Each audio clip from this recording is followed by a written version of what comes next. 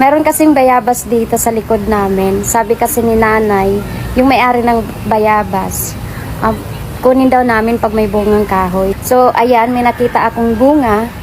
So, try ko umakyat.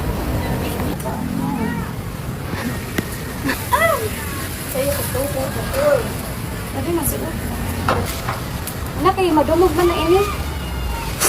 Ayan o.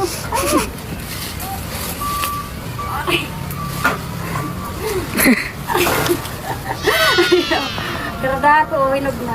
So, ayan mga sangkay, titikman na natin yung bayabas na kinuha ko. Ayan, nag-iisang bayabas. Charot.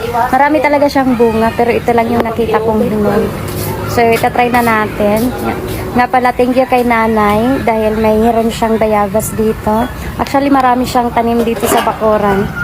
Tsaka, nakakatuwa lang kasi parang probinsya feels. Ang sarap ng hangin dito. Tsaka pag lumabas ka ng bahay, mahangin, maliwalas. Tapos, parang nasa probinsya lang yung pakiramdam mo kasi maraming puno. Marami siyang mga tanim dito.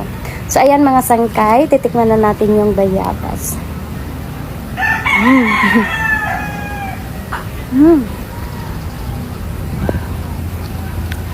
Kulay orange. Diyan ang asim unti yung ano, pangako. Mapula-pula oh. Hinog na siya.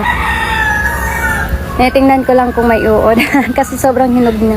Hinog na oh. So hindi ako naunahan ng ano ng ibon.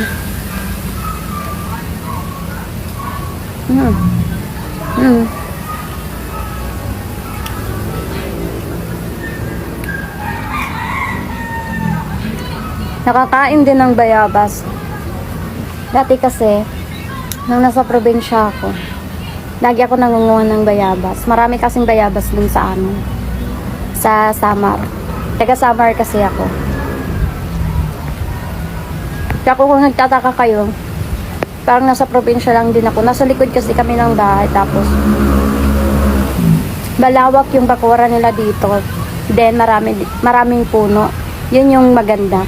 Kaya ako, sabi ko, pag nagkaroon ako ng sariling bahay, gusto ko malawak yung bakuran ko at saka maraming puno.